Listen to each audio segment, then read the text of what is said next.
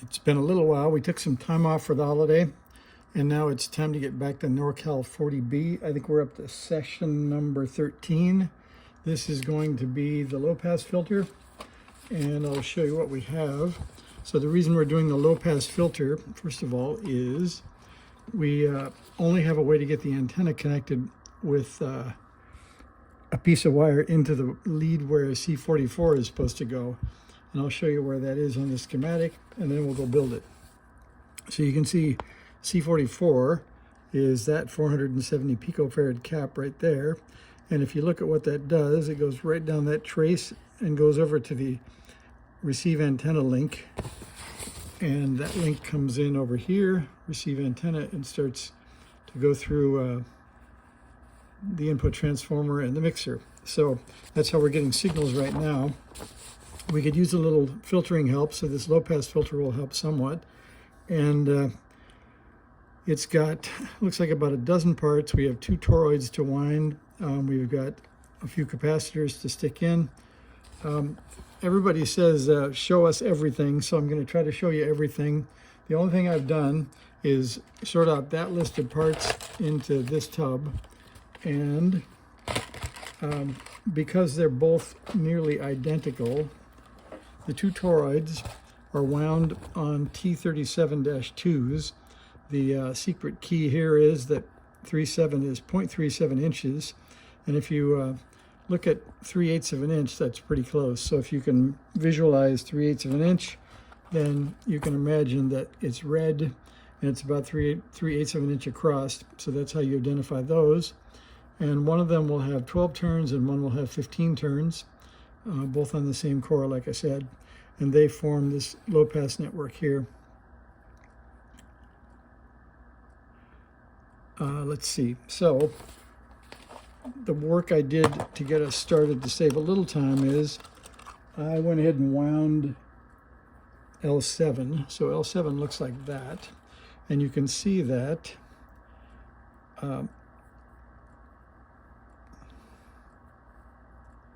there's the red side. So you can see how that is counted. Let's see if we can get that to focus for you.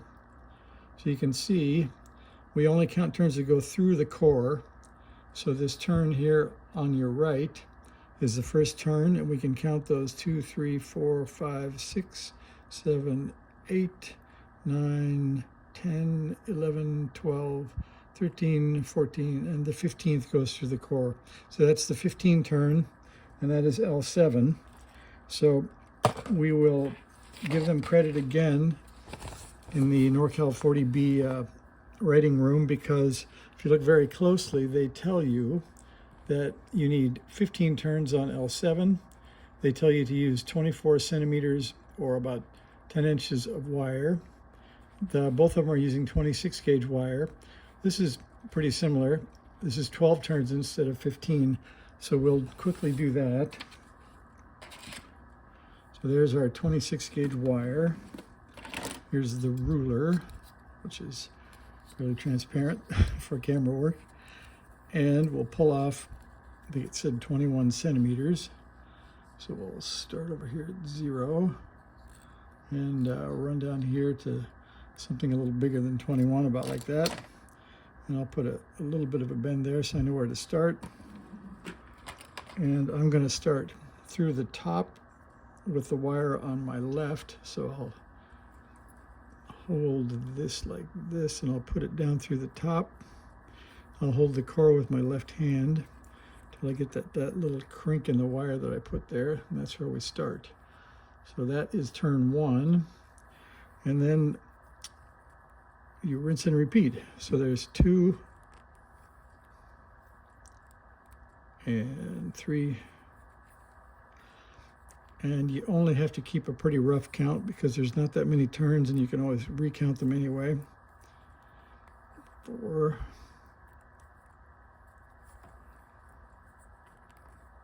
5. We can start going around the core. So there's not enough turns really to worry. There's plenty of space, so you don't have to try to get them next to each other. It doesn't have to be extremely pretty. Unless you want it to be extremely pretty, it just has to go through the core. So we're going to get this one maybe done in a hurry if we can. So we'll get that stuck through as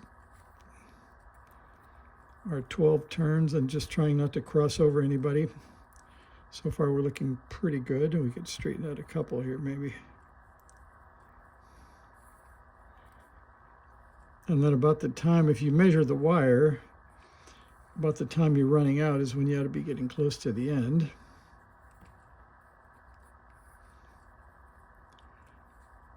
And I didn't keep counting, so I'll stop here and count. Feels like it's about 12. All right, let's see. So we've got one, the one that's coming through the core, 2, 3, 4, 5, 6, 7, 8, and 9, 10, 11, 12, 13. So we can take off number 13 and we're done. Then it's up to that big question. Do we scrape it? Do we sand it? Do we burn it? And I'm just going to get out the pocket knife as usual and do a little scraping on the edges. So first, you can see I shouldn't have been quite as generous. I should have believed their measurement, but I've had their measurements before. I think on one core they were a little short. So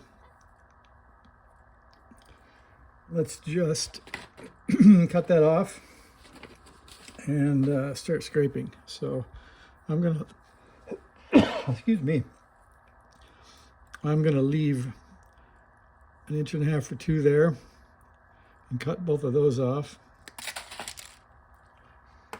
And then, so this is gonna, if we look at the unit in question here, Mr. NorCal 40B, let me take a few wires off and turn it off. Oops, that was on. Unplug it.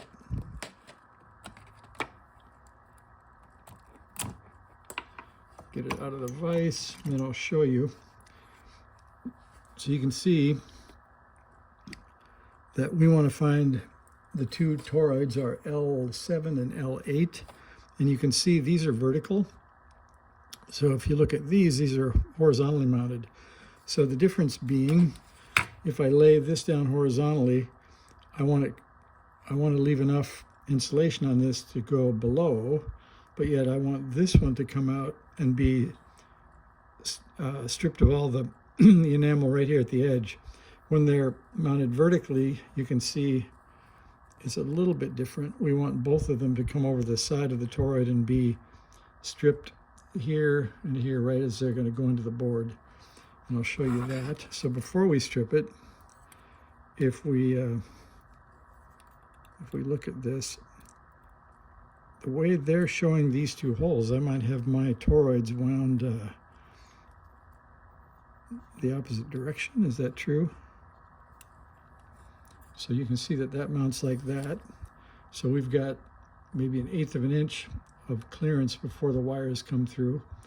So one way to do that would be just nick it after it's already pulled through, but I'm just going to allow for that much and start scraping. So I'll do that. And I think the pocket knife is, as it says, in the pocket. So see if I can get this to focus down here, and we'll do some scraping. So I'm going to fold one edge over the edge of this cutting board like that, and I'm going to leave, see, we'll give you a little more view here. So I'm going to pull this one back and see if we can get a better focus in my knuckle. So I'm going to start about there and just scrape ever so lightly. Takes almost no pressure, and I think that's a better way to do it, or you end up nicking the wire, and that's not good. And the proponents of sandpaper would say if I would use it, I couldn't nick it. I think that's true.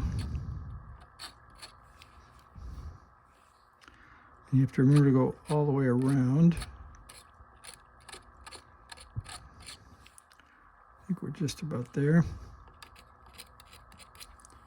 And we'll do the other side.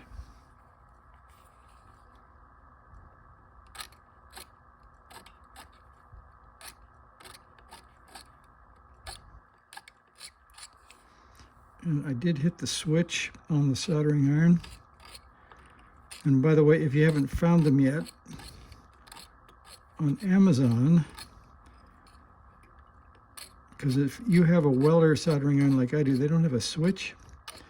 So you have to constantly remember to shut it off. So I'll pull out the little thing I picked up on Amazon and show you. Okay, those are both stripped good enough for me, if I can get it to focus again. Okay, there you go. So those will go into the board.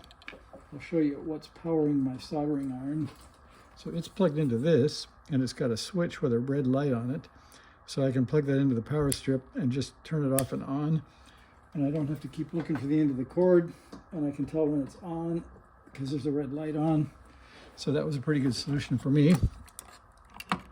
All right, now I think we'll have to see what's left to clamp with. Oops, sorry for the earthquake.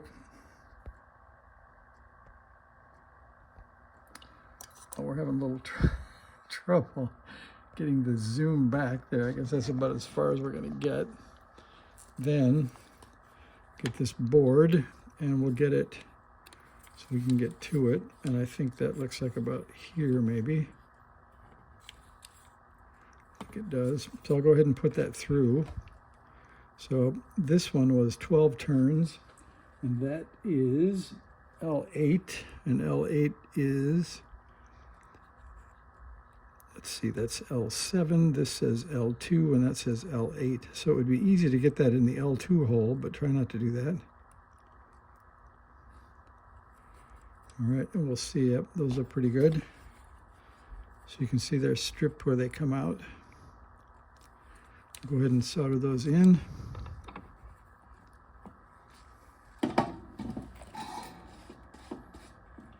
This may have to be a two-part video. I think we're getting a little on the long side. I've had people hang out though, so I guess those who don't want to hang out can fast forward, and those who do can watch. But I think we just got L8 done. I don't know that that looks like a good joint or not. Maybe somebody didn't scrape enough of the enamel. Take a look.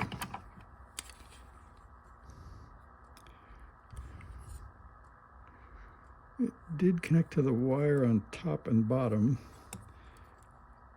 I left enough to where it'll turn, so it's looking okay. So we'll leave that, and we'll call L8 done. And then we'll go get L7 and scrape that. There's L7. Let's check what turns. 1, 2, 3, 4, 5, 6, 7, 8, 9, 10, 11, 12, 13, 14, 15. Okay. So a little more scraping.